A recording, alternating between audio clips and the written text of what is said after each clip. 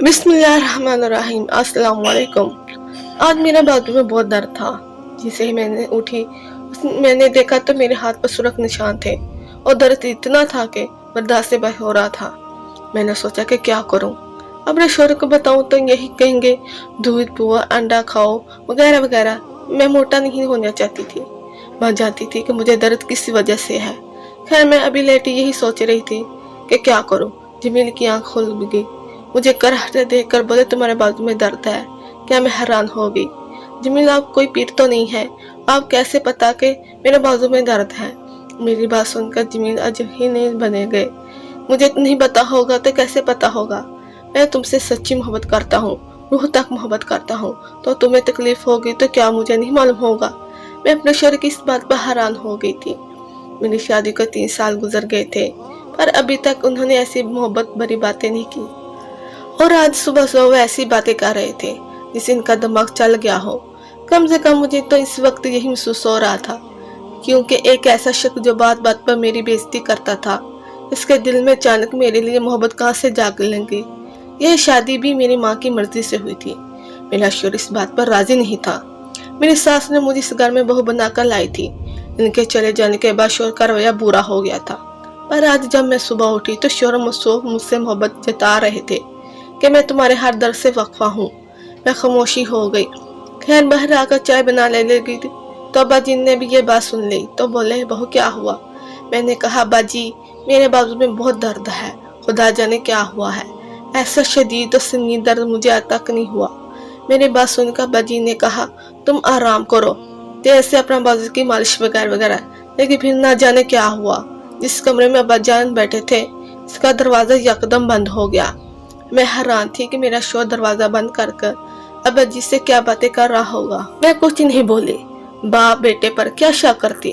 चाय बनाकर तैयार हुई तो तब तक उन्होंने दरवाजा भी खोल दिया। मैंने अंडा नाश्ता रख दिया। नाश्ता करते हुए मेरे ससुर ने अचानक ही मेरी तरफ देखा और बोले, बेटी मैं तुम्हें डॉक्टर के पास ले जाऊंगा। तुम्हें तो पता है ना कि आजकल हर चीज की दवा होती है। अब्बा, ख्वामखा तुम यहाँ पर दर्द ठीक होने का इंतजार करती रहो तो कुछ नहीं होगा। मैं तुम्हें ले चलता हूँ, हॉस्पिटल ले जाऊंगा ना तो तुम्हारा 2 मिनट में रफा हो जाएगा। मैंने कहा, ठीक है बाजी, जैसे हम नासिब जमने। मेरा तो वैसे मन था कि मैं अपने शौहर के साथ जाऊं, लेकिन भी ससुर ने कह दिया तो इनके खलूस को भी रद्द तो नहीं कर सकती। मैं इनके साथ जाने को तैयार होगी।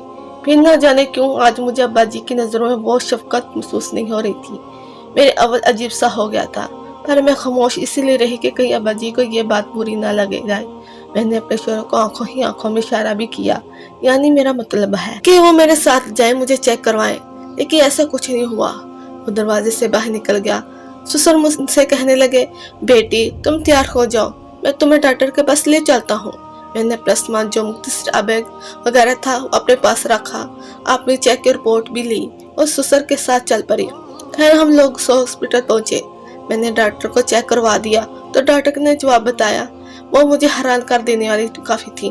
इसने कहा कि आपको कहीं बाजू पर चोट लगी है या फिर आपको कोई नुकसान पहुंचाया गया है। इसी तरह का दर्द बिलावजह नहीं होता। आपके बाजू में गहरी चोट आई है। यह बात सुनकर मैं तो चौधरी तब रोशन हो गए, क्योंकि मेरे नजर में मुझे ऐसी कोई चोट नहीं लगी थी, बल्कि मुझे अभी तक तो यही नहीं पता था कि मेरे बाजू में जख्म लगा है। मैं समझी किसी अंदरूनी वजह से दर्द हो रहा है, लेकिन डॉक्टर ने जो बात बताई वो मुख्तलिफ थी। मैंने कहा, इसका इलाज तो क्या होगा? डॉक्टर ने मुझे 2-3 दवाई लिख कर दी। कहा, ये दूध के साथ खा लेना, तुम्हारा बाजू ठीक हो जाएगा। मैंने देखा डॉक्टर बहुत मुंगस लग रही थी, इसलिए मैंने मजीद कोई दवा नहीं मांगी। फिर मेरे ससुर बाहर खड़े थे, मुझसे कहने लगे कि डॉक्टर ने चेक तो कर लिया है, पर मुझे इन पर भरोसा नहीं है। मैं तुम्हें एक और जगह लेकर जाऊंगा, तुम्हें वहां पर ताकत का इंजेक्शन लगवाऊंगा। इस इंजेक्शन ये दर्द तुम्हें दोबारा नहीं होगा। मेरे ससुर कुछ अरसे डिस्पेंसरी में काम कर चुके थे, मुझे इन पर भरोसा था। वो जो बात सेहत के मुतालिक कर रहे हैं वो ठीक ही होगी। मैं इनके साथ चल पड़ी। आधे घंटे की दूरी पर एक डिस्पेंसरी थी, जिसमें दाखिल होते ही मेरे ससुर कहीं गायब हो गए। 2 मिनट के बाद वो अंदर वाले कमरे से बाहर आए तो बड़े खुश लग रहे थे। बोले कि जाओ बेटी, अंदर तुम्हें इंजेक्शन नर्स लगा देगी। मैं अंदर गई तो देखा बाकी की नर्स इंजेक्शन लेकर खड़ी थी। ये किस चीज का इंजेक्शन है? मैंने पूछा। आपको ये सब जानने की जरूरत नहीं है, आपको ये इंजेक्शन ताकत देगा। यही कहकर इस नर्स ने मुझे इंजेक्शन लगा दिया, लेकिन इसके साथ ही मुझे अपने जिस्म में बड़ा सुकून महसूस हुआ। मैं अब्बा जी का शुक्रिया अदा करने लगी। ये तो बड़ा सुकून वाला इंजेक्शन है, मैं रोज भी लगवाऊं तो मेरे दिल ना भरे। अब्बा जी हंस पड़े, मुझसे कहने लगे मेरे सारे पैसे तो तुम्हारे दुआओं में लग गए। यह इंजेक्शन 5000 का था। यह सुनकर मेरे तो हैरत के मारे आंखें फैल गई। अब्बा जी आपने तो मुझे 5000 का इंजेक्शन क्यों लगवाया? मैं 5000 का कुछ खा लेती, 500 का भी खा लेती तो मेरा खून बढ़ जाता। कुछ नहीं हुआ तो वक्ती ताकत का भी मैं क्या करूंगी?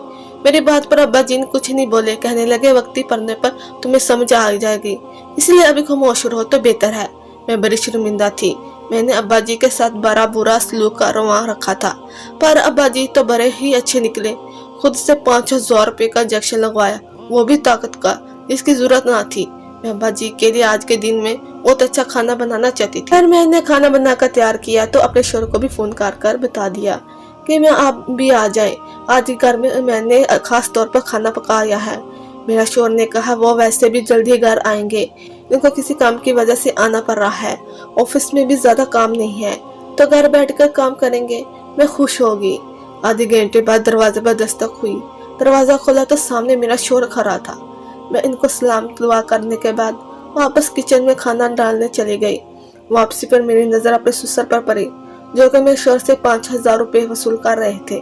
मेरे शोहर इनसे कह रहा था कि उसे 2-3 इंजेक्शन लगवा दे। मुझ पर नजर पड़ती ससुर ने शोहर को इशारा किया। दोनों सीधे होकर बैठ गए और मेरा शोहर मुझसे कहने लगा, अब्बा जी तुमने ताकत के इंजेक्शन लगवाए हैं ना? जी हाँ। मैं हैरान थी, बिना बात कैसे मेरे शोहर को ये बात कैसे मालूम हुई कि मैंने आज ताकत के इंजेक्शन लगवाए हैं? मैं चुप कर गई, मैंने मजीद कोई बात नहीं की थी। थोड़ी देर बाद मैंने अपने ससुर से कहा, अब्बा जी आप इंजेक्शन लगवा लीजिए, आप भी तो बुरे हैं ना, ताकत का इंजेक्शन आपको भी चाहिए होगा। नहीं बेटा, ये इंजेक्शन सिर्फ औरतों के लिए होता है। मैं इस पर बहुत हैरान थी। औरतों का ऐसा कौन सा खास इंजेक्शन है जो मुझे लगाया जा रहा है?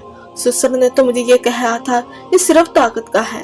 मैं शक में तो पड़ गई थी कि इतना महंगा इंजेक्शन मुझे शोहर ने क्यों लगवाया।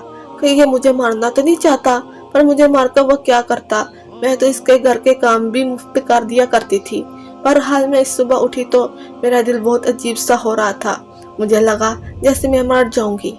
मैंने जाकर जल्दी पानी पिया, क्योंकि ऐसा तभी होता है जब इंसान को भूख लगी हो या उसने पानी ना पिया हो। मैंने पानी पिया पर फिर भी मुझे कोई फर्क नहीं पड़ा। मैंने अब्बा जी को बुलाया। मैंने कहा, अब्बा जी मेरे सर में दर्द हो रहा है। अब्बा जी बोले कि तुम्हें बैठो, मैं तुम्हारे लिए चाय बनाता हूँ, तुम्हारा सर का दर्द खत्म हो जाएगा। मैं चुप कर खामोशी से बैठी गई। अब्बा जान ने मेरे लिए चाय बनाई। चाय बनाकर लाई तो मुझ पर इसरार नजरों से देख रहे थे। मैंने उन्हें पहली बार इस तरह खुद को देखते पाया।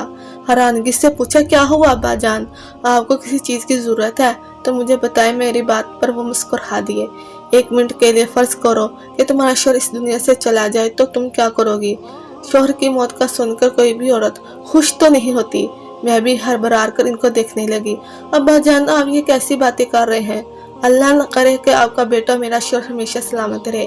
ऐसी बात ना सोचा करें, ना अपने बारे में ना किसी और के बारे में। मैंने उन बुजुर्ग समझकर जवाब दिया।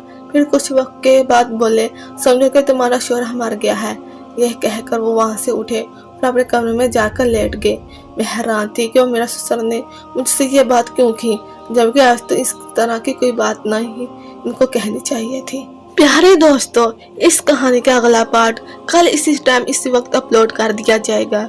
ये कहानी उन लोगों तक पहुंचेगी जिन लोगों ने चैनल को सब्सक्राइब किया होगा। Thank you.